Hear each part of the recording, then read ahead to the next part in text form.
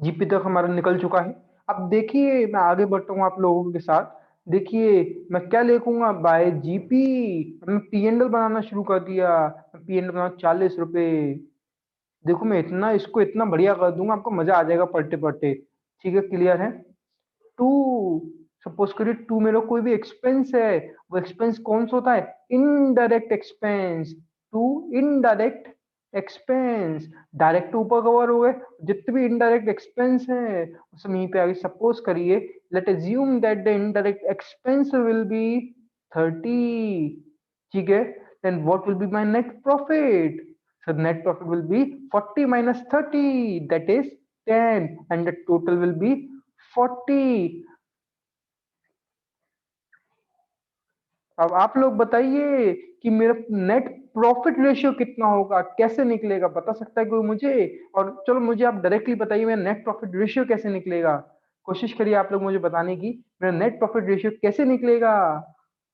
Sir net profit ratio कैसे निकलेगा? Sir net profit ratio निकलेगा मेरा, ऊपर रखेंगे नेट प्रॉफिट और कंपेयर किससे करेंगे? सेल से।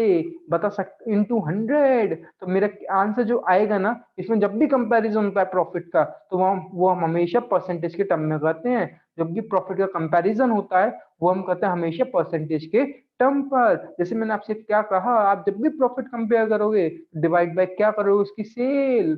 ठीक है, सेल को मैं तो सेल नहीं बोल रहा हूँ, इधर बोलूंगा रेवेन्यू फ्रॉम ऑपरेशन, क्योंकि कंपनीज एक्ट के अंदर पढ़ लो तो कंपनी एक्ट का वर्ड ही आपको यूज करना पड़ेगा। सेल बोलोगे वैलिड है, परफेक्ट है, कोई दिक्कत नहीं है, लेकिन एक्ट ने तो सेल को बोला ही नहीं, एक्ट ने तो रेवेन्यू फ्रॉम ऑपरेशन बोला है।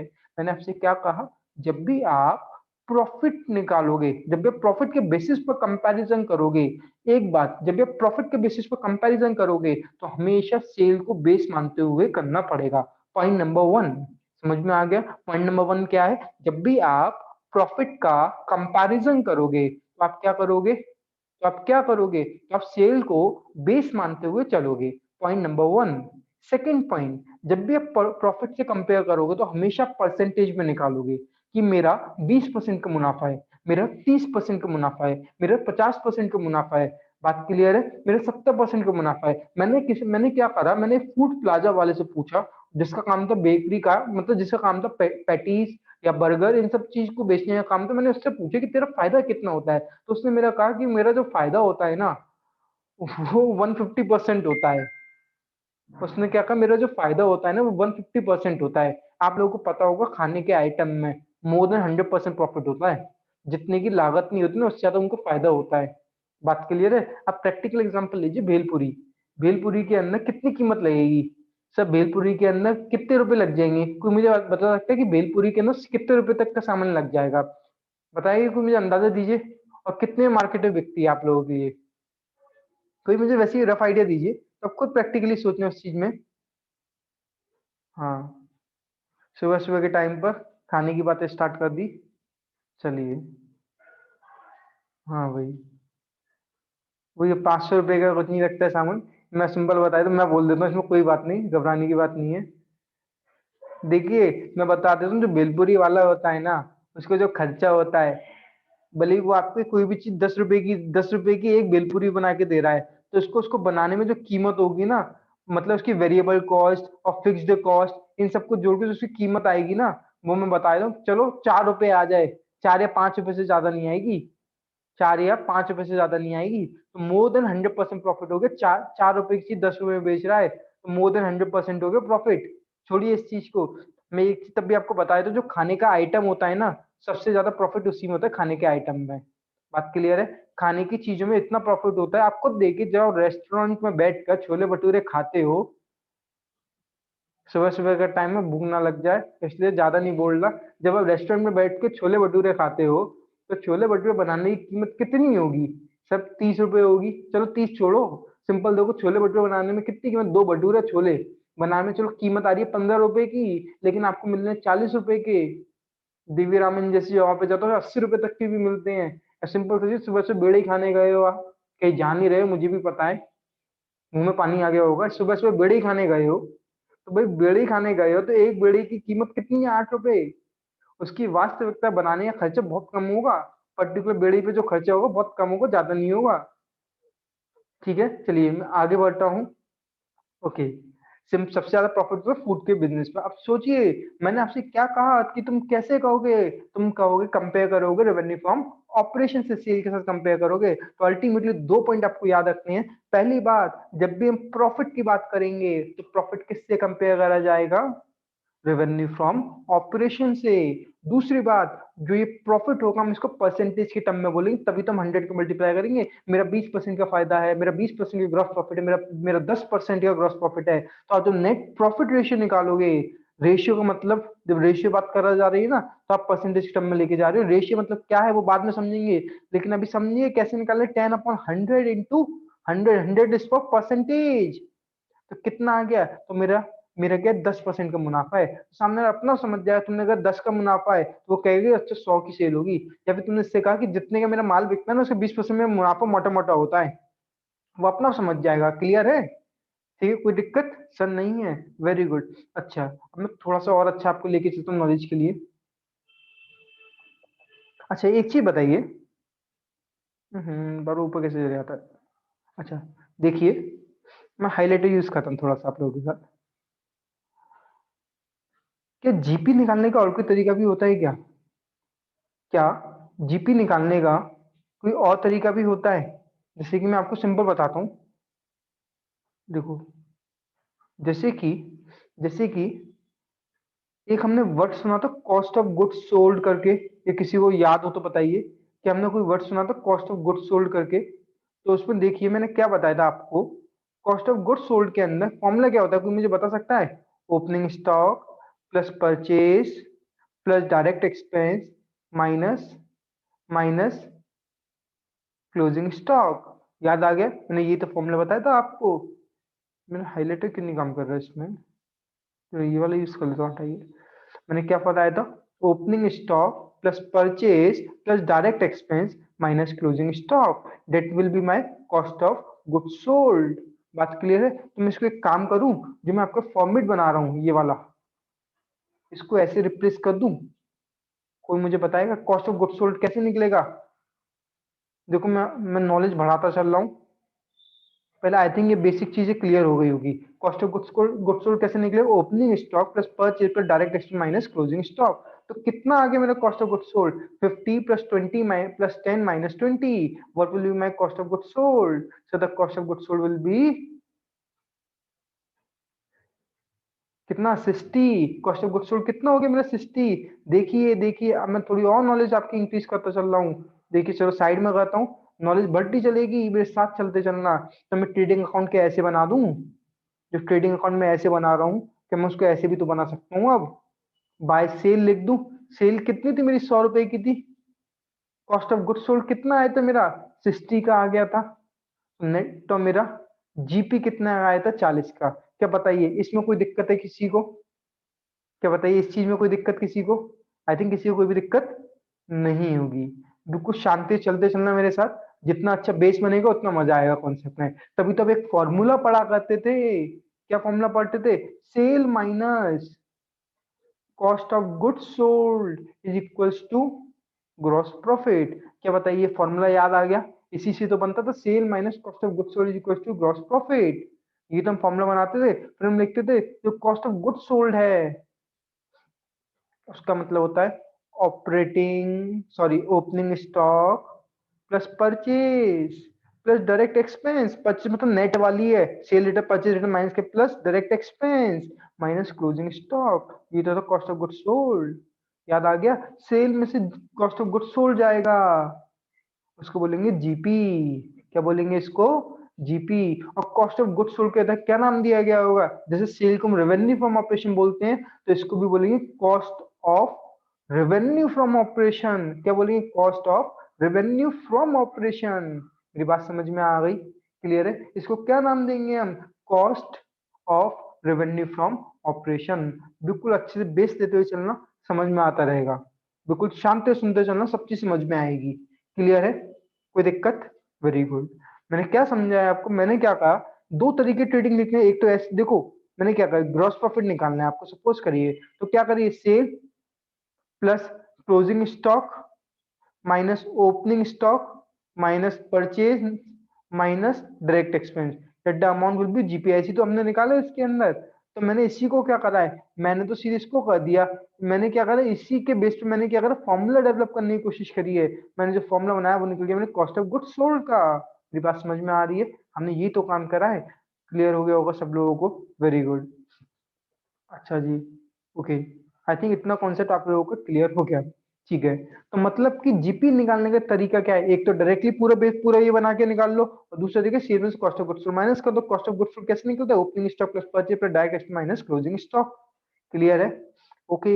मैं और आगे लेके चल रहा हूँ आपको, अब देखिए क्लियर हो गया इतना, ओके।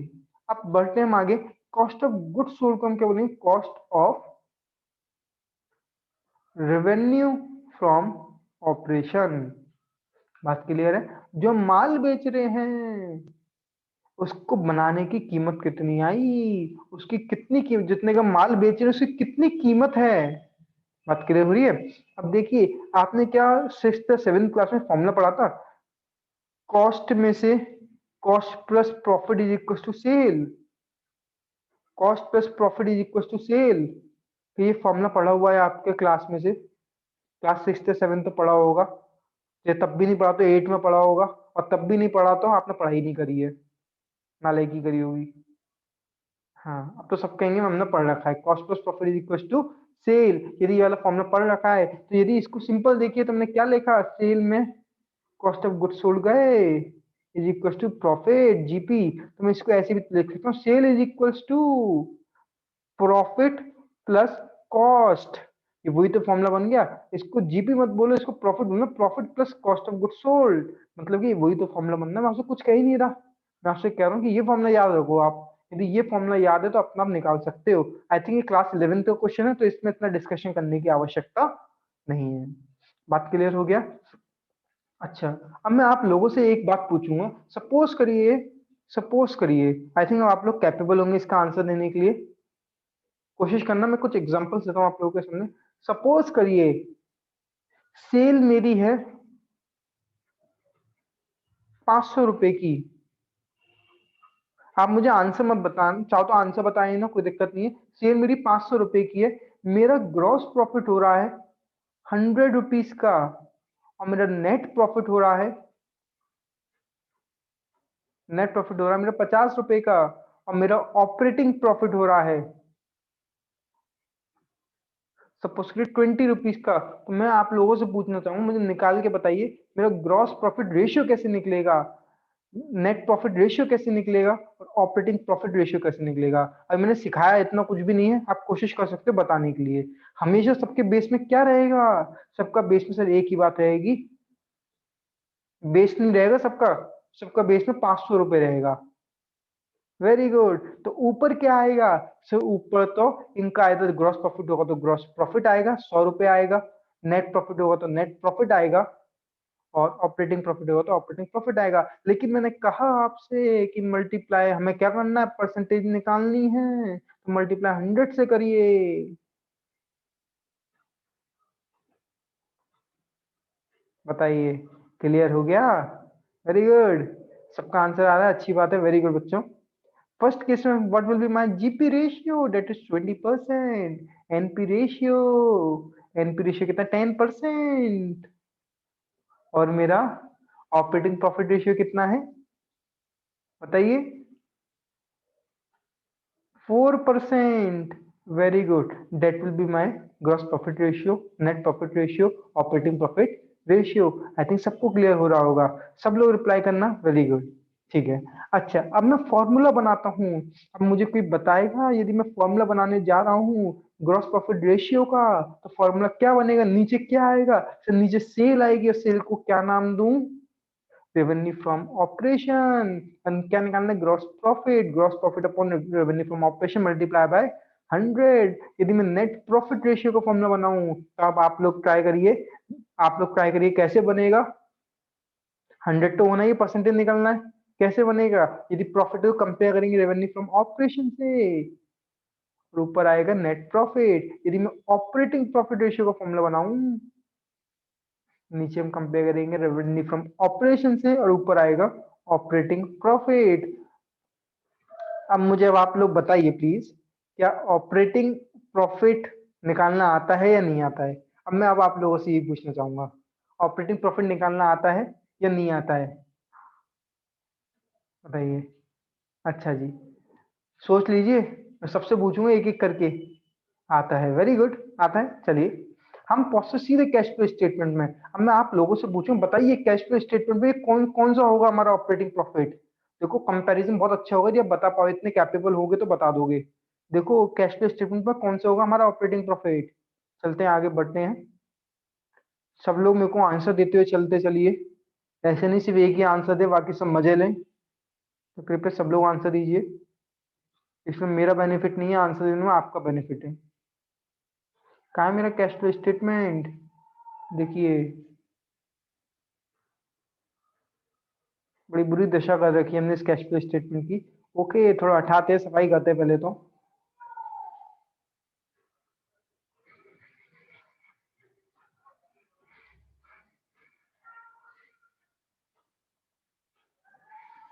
जब हम ऑपरेटिंग प्रॉफिट की बात कर रहे थे, वो कौन सा होगा ऑपरेटिंग प्रॉफिट? अब मुझे बता सकते हैं आप लोग? बताइए, लिंक करिए कि वो ऑपरेटिंग प्रॉफिट कौन सा होगा। वो सर ऑपरेटिंग प्रॉफिट होगा A B C D E point F point, किस पॉइंट से हमारा ऑपरेटिंग प्रॉफिट होगा? सब लोग प्लीज मुझे रिस्पॉन्ड करिए, सब लोग प्लीज मुझे रिस्पॉन्ड करिए इस जगह पर। यदि अब भी तुम नहीं बता पाओ तो सही बता रहा हूँ, बाहर जाके कूद जाना यदि अब भी गलत हो। एक गलत है, मेरे पास आंसर गलत है पलक उपाध्याय का। कूद जाओ बाहर जाके आओ। हाँ ठीक है। ये जो प्रॉफिट होगा ऑपरेटिंग प्रॉफिट वो ये वाला होगा, मैडम ए वाला नहीं होगा। क्यों मेरी मेहनत पे पानी फेर रहे हो? ये आंसर होगा डी वाला, ऑपरेटिंग प्रॉफिट होगा डी। अब भी आंसर गलत तो कूद जाओ बाहर जाके, अब सही में कूद जाओ। आंसर ऑपरेटिंग प्रॉफिट ये रहा, operating profit before working capital change. अब देखिए मैंने ऑपरेटिंग प्रॉफिट को कैसे निकाला। अब कोई मुझे बता सकता है? मैंने दो तरीके बताए थे, एक तो बहुत सिंपल देसी तरीका था कि ऑपरेटिंग इनकम में से ऑपरेटिंग प्रॉफिट, ऑपरेटिंग इनकम में से ऑपरेटिंग एक्सपेंस माइनस कर दूं। और दूसरा तरीका मैंने क्या रामायण फैलाई थी ऑपरेटिंग प्रॉफिट के लिए, कि सर जो नेट प्रॉफिट है ना, जो नेट प्रॉफिट है ना, नेट प्रॉफिट के साथ दोनों का मिक्सचर होता है, ऑपरेटिंग और नॉन ऑपरेटिंग का। तो इसमें से नॉन ऑपरेटिंग को एलिमिनेट करिए। इसमें सबसे पहले किसको ऐड बैक करिए? जो नॉन ऑपरेटिंग एक्सपेंस है इसको ऐड बैक करिए, और जो नॉन ऑपरेटिंग इनकम है उसको माइनस करिए, तो जो बचेगा वो आपका बचेगा ऑपरेटिंग प्रॉफिट। बोलिए, सब बढ़िया है, मजा आ गया? वेरी गुड, समझ में आ गया सबको? देखिए, सोचते चलिए। अब मेरा क्वेश्चन वापस आप लोगों से, ये पहले तो मुझे ये बताइए, क्या ये क्लियर हो गई ये ऑपरेटिंग प्रॉफिट? ये तरीका क्लियर है सब लोगों को? दो तरीके, एक ये रहा और एक ये रहा। बताइए दोनों तरीके क्लियर है आप लोगों को? कोई डाउट? कितना बढ़िया शानदार लिंक हो रहा है। अब देखिए, मैंने समझ गया मैंने क्यों करवाया ये चैप्टर। मैंने इसलिए समझा कि जो आप कर रहे हो ना इसका प्रैक्टिकल एक्सपोजर आपको होना शुरू होगा। अब ऑपरेटिंग प्रॉफिट ये रहा, इसको निकालने के दो तरीके हो गए। वेरी गुड, यदि आप ये निकालना सीख गए तो परफेक्ट है। अब मेरा क्वेश्चन आप लोगों से ये है, आ जाइए अपनी जगहों पर। देखिए बिल्कुल ध्यान से कंसंट्रेशन के साथ सुनिए। पहले थोड़ा सा रफ करता हूँ।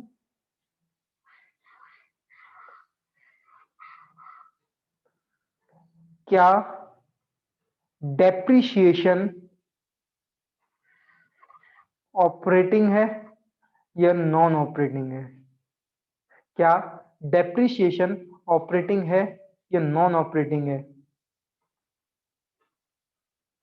वेरी गुड सर, डेप्रिसिएशन हमारा, मेरी बात ध्यान से समझिए, डेप्रिसिएशन ऑपरेटिंग होता है, नॉन ऑपरेटिंग नहीं होता। हम कैश फ्लो में इसलिए नहीं लेते थे क्योंकि ये क्या था, ये क्या था, हम कैश फ्लो में क्यों नहीं लेते थे? क्या रीजन था इसको ना लेने का? बताइए मुझे।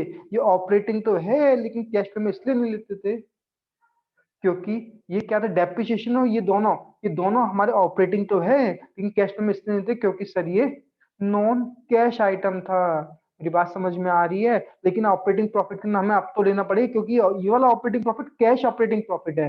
चाहो तो लिख सकते हैं ये operating profit cash operating profit है। आपको तो ऑपरेटिंग प्रॉफिट चाहिए, कैश ऑपरेटिंग प्रॉफिट नहीं चाहिए। आपको तो कैश और नॉन कैश दोनों ऑपरेटिंग प्रॉफिट चाहिए, तो आपको तो ऑपरेटिंग प्रॉफिट टोटल चाहिए ना। मेरी बात समझ में आ रही है? देखिए अब भी आप यदि दिक्कत करोगे तो आपके लिए बड़ी मुश्किल की बात है। और फिर ये कहना कि सर आपने सिखाया नहीं। मैं इससे ज्यादा हम नहीं सिखा सकते इन चीजों को भी। ठीक है, अब देखिए ऑपरेटिंग प्रॉफिट, अब इससे ज्यादा क्या लिंक करवाऊं? ऑपरेटिंग प्रॉफिट में मैं डायरेक्टली लिख दूं कैश फ्लो स्टेटमेंट का ऑपरेटिंग एक्टिविटी के अंदर डी पॉइंट। आई थिंक ये सफिशिएंट होगा, आई थिंक ये सफिशिएंट होगा। क्लियर है? इसको मैं और सिंपल आपको समझाता हूँ। ऑपरेटिंग प्रॉफिट का मतलब क्या है? अब मैंने बता दिया, वैसे तब भी दोबारा बताऊं, ऑपरेटिंग इनकम में से ऑपरेटिंग एक्सपेंस गया। बाकी दूसरा तरीका ये वाला है डी पॉइंट। अब मैं इतना दिमाग नहीं मारा आप लोगों के साथ। आई थिंक आपको समझ में आ गया होगा, सफिशिएंट है। बताइए क्या क्लियर हो गया ऑपरेटिंग प्रॉफिट सब लोगों को? ऑपरेटिंग प्रॉफिट क्या सबको क्लियर हो गया? कुछ पूछना है तो बताइए, क्या क्लियर है सबको? वेरी गुड, सबको क्लियर हो गया। ओके, चलिए इतना क्लियर हो गया। अच्छा, अब थोड़ा और लेवल का डिस्कशन करते हैं। आई थिंक ये सबको क्लियर हो रहा होगा। अब आप लोग मुझे बताना। अब मैं थोड़ा सा चैप्टर की स्टार्टिंग करता हूँ। इस चैप्टर की स्टार्टिंग करते हैं। जो अकाउंटिंग रेशियो हैं, जो अकाउंटिंग रेशियो हैं, इसके में आपको 4 रेशियो पढ़ने हैं। बुक नहीं खोलेगा कोई भी बुक नहीं खोलेगा। 4 रेशियो पढ़ने हैं, मैं नाम बता देता हूँ। अब आप लोग मुझे खुद बताना कि जो मैंने आपको बता रहा हूँ वो किस रेशियो के अंदर कवर होगा। पहला रेशियो, पहला है आपका लिक्विडिटी रेशियो। पहले सुन लेना, फिर आंसर देना। लिक्विडिटी रेशियो, मैं इधर ए पॉइंट लिख दे रहा हूँ, इसको आपको रिप्लाई करने में आसानी है। लिक्विडिटी रेशियो, बात क्लियर है? सेकंड पॉइंट, सेकंड है आपका सॉल्वेंसी रेशियो। सेकंड पॉइंट है आपका solvency ratio. Third point, third है आपका एक्टिविटी रेशियो। इधर बी लिख देता हूं, कोई बुक नहीं खोलेगा अपनी, पहले ही बता देता हूं। Third point activity ratio.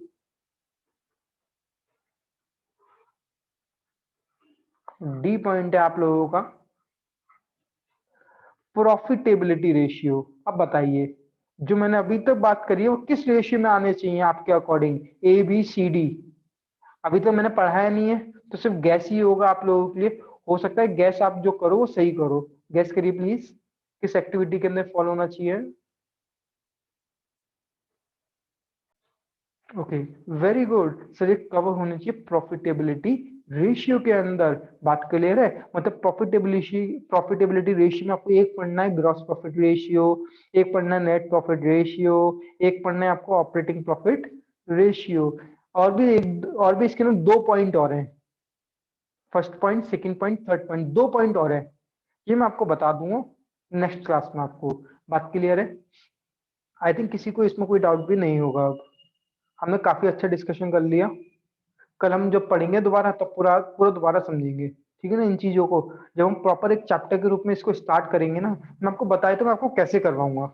ये चैप्टर मैं आपको कैसे करवाऊंगा, पहले मैं आपको डी वाला पॉइंट करवाऊंगा। बात क्लियर है?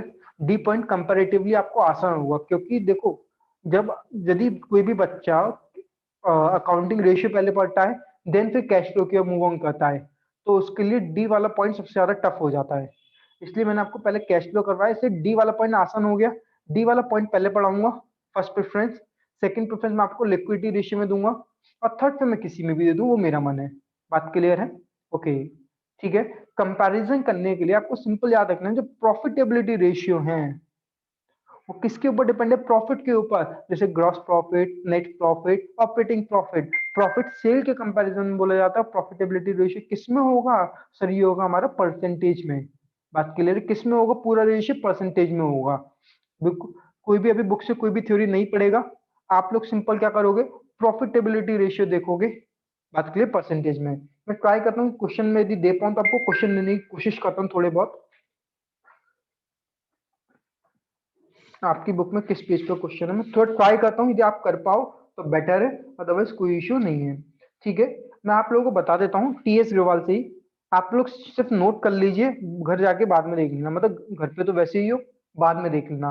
पेज नंबर 4.64 ट्राई करने की कोशिश करना। आई होप दिक्कत नहीं आएगी, क्योंकि ये बेसिक इलस्ट्रेशन होते हैं। इलस्ट्रेशन 98। और पता है ये जो क्वेश्चन आते हैं मुफ्त के नंबर होते हैं, फ्री के 4 नंबर फ्री के होते हैं, तो इसलिए बच्चे इसको अवॉइड नहीं करते, लेकिन करते इसको लास्ट में, कि बहुत लेंदी चैप्टर होता है, क्योंकि इसमें फॉर्मूले बहुत हैं। फॉर्मूले बहुत, मैं आपको लास्ट में कंपाइल करवाऊंगा ना, रिवीजन करवाऊंगा, तब मैं आपको पूरा बताऊंगा इसमें फॉर्मूले कितने हैं। इलस्ट्रेशन 98 ये करोगे। 99 करोगे। स्टार्टिंग के कोई नहीं करेगा, जितने मैं बता रहा हूँ वही करना।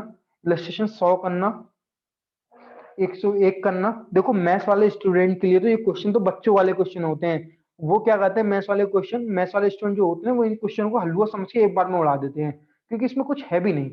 एक एक मिनट भी नहीं लगते 4 नंबर के लिए। 98, 99, 100 और 101, 102 कोशिश आप लोगों को करनी है। और जहां पर दिक्कत आए, जहां पर दिक्कत आए तो ट्रेडिंग अकाउंट बना के, ट्रेडिंग अकाउंट बना लेना जहां पर दिक्कत आए। 102, 103, 104, इस क्वेश्चन को करने की आप प्रयास करना। कर पाओ तो अच्छी बात है। उसके बाद मैं आपको कुछ और क्वेश्चन दे देता हूँ डिस्कशन के लिए। फिर मैं आपको एग्जांपल दे रहा हूँ, जो पेज नंबर है अब आपको आना है। जैसे जैसे मैं दे रहा हूँ वैसे वैसे चलना है, अपना दिमाग नहीं लगाना है। नोट करिए पेज नंबर 4.72, इलस्ट्रेशन। ये जो टॉपिक है ये जीपी रेशियो के है, ये ऑपरेटिंग प्रॉफिट रेशियो का क्वेश्चन है। इलस्ट्रेशन 112, ये मुझे आप आज के आज ये होमवर्क कर लेना। मैं कल इसी को मानते हुए आगे चलूंगा, आप लोगों ने कर लिया। एक से 1.5 घंटा लगेगा, हो जाएगा 1.5 घंटे के अंदर। 112, 113, 114, 115, ठीक है। इतना करना, इससे ज्यादा मत करना। उसके अलावा अब थोड़ा और होमवर्क दूंगा, होमवर्क काफी दूंगा। अब आपको मैनेज करना है, कैसे मैनेज करो। नेट प्रॉफिट रेशियो का पेज नंबर आइए 4.75 पर।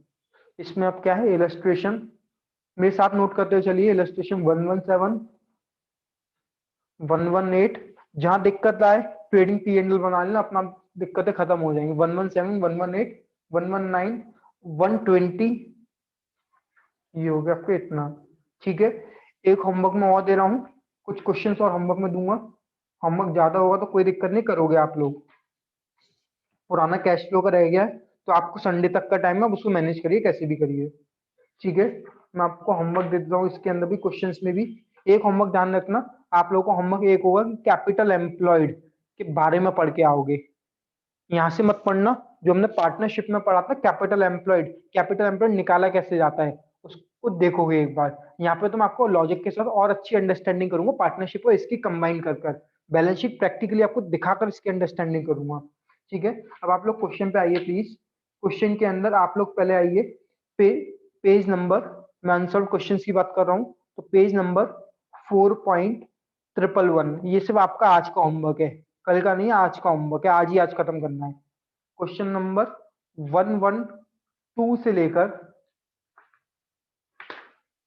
आप लोग